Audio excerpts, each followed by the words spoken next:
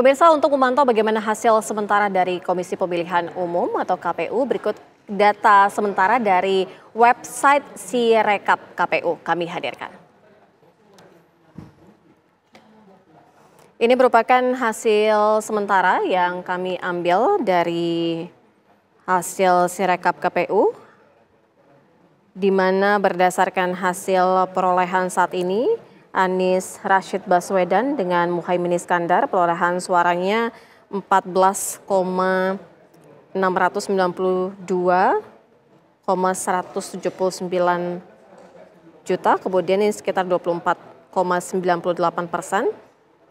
Selanjutnya Prabowo Subianto dan juga Gibran Raka Buming Raka ini sekitar 57%.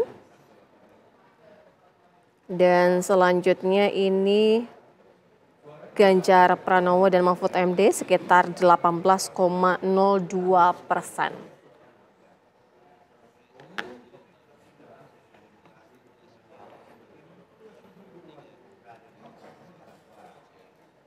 Kita lanjutkan dialog bersama dengan Mas Aji Alfarabi. Kalau dari Mas Aji sendiri dari LSI DNIJA, perbedaannya dengan apa yang menjadi hasil rekap sejauh ini yang disampaikan oleh KPU? Iya, kalau kita lihat persis datanya ya. Oke. Dari quick count kita kemarin waktu kita rilis di angka 92-93% data masuk. Itu kan pasangan Prabowo Gibran di angka kurang lebih 58,45%. Anies Caimin 24,9%, sementara Ganjar Mahfud 16,56%, hampir mendekati 17% lah ya. Jadi hasil ini mendekati ya. Jadi seperti yang kami yang selalu sampaikan ya, bahwa quick count itu kan mengambil sampel TPS ya. Dari total 820.000 TPS seluruh Indonesia, itu kita mengambil kurang lebih 2.000 TPS ya.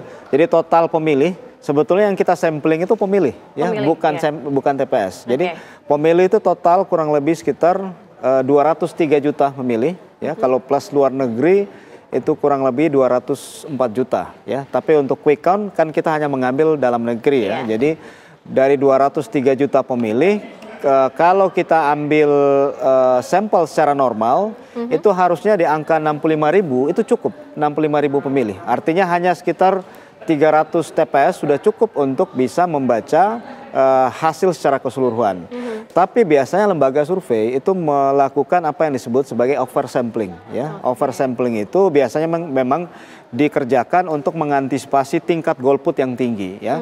Jadi kita mengambil oversampling itu kurang lebih sekitar 600%. Jadi dari total 65.000 pemilih yang harusnya menjadi sampel normal, kemudian menjadi kurang lebih sekitar 495.000 pemilih atau di 2.000 TPS ya, karena rata-rata per TPS kan kalau dihitung secara rata-rata sekitar 247. Jadi dengan selang kepercayaan sekitar 99%, kemudian margin error kurang lebih sekitar 1%, maka itulah yang kemudian kita meyakini bahwa hasil quick count itu mendekati hasil real count KPU. Ya, karena metode yang kami kerjakan itu metode yang rigid ya. Kalau di belakang layar itu begitu panjang ininya prosesnya, mulai dari data DPT kita ambil, kita ini dari KPU, kemudian diseleksi, difilter, kemudian dibuat istilahnya sampling frame-nya ya, sampai akhirnya kita menemukan TPS-TPS sampel yang kita pilih ya. Jadi TPS sampel yang kita pilih pun dari total 2.000 sampel TPS, yang pertama kita kerjakan adalah kita stratified ya, kita mengambil sesuai proporsi jumlah pemilih per provinsi. Misalnya Jawa Barat ketika 17% populasi pemilihnya, tentunya sampelnya kurang lebih sekitar 17% ya.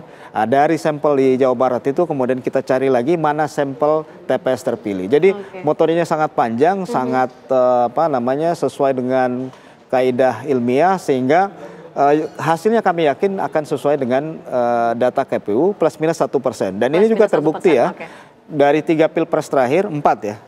Dari 2004, 2009, 2014, 2019 itu hasil quick count ya. Semua hasil quick count kita di pilpres keempat pilpres itu semuanya terbukti bahwa plus minus hanya 1%. Bahkan di quick count terakhir di 2019 beda hasil kita sama hasil KPU hanya 0,12%.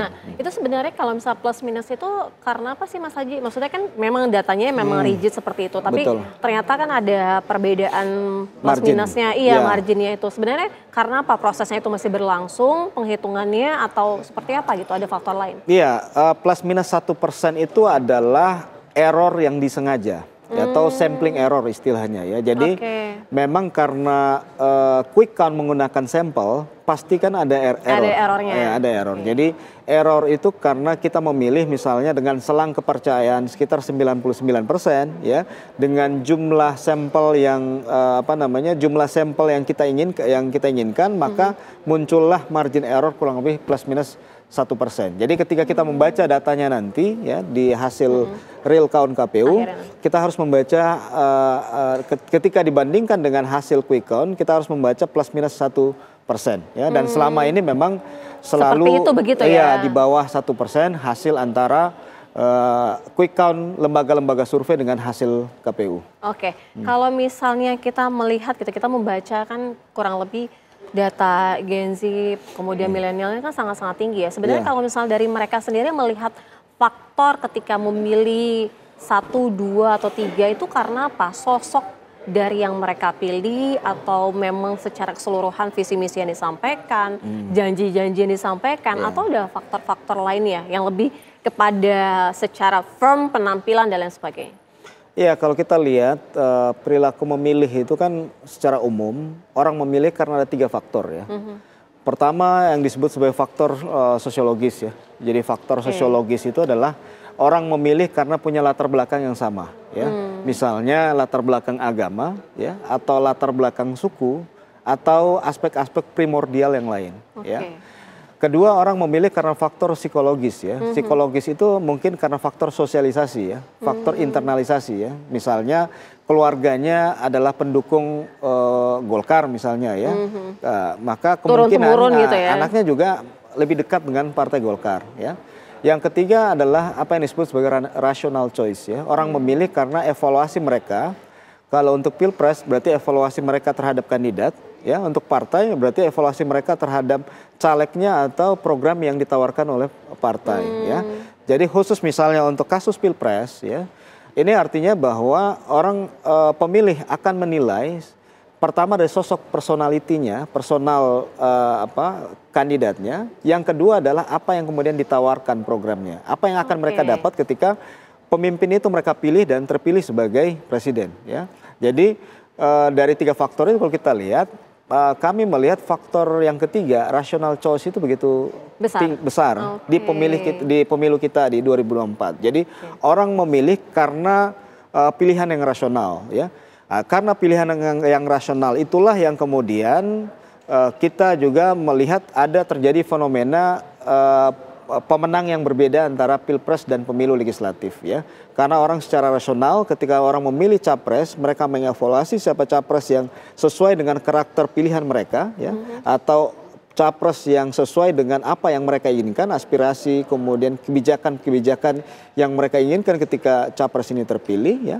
Dan yang kedua adalah kita melihat bahwa memang kalau dibagi secara umum ya, approval rating Pak Jokowi kan cukup tinggi ya, di atas 80%. Itu nanti kita dalami ya Mas Haji ya, tapi usai jeda kami segera kembali.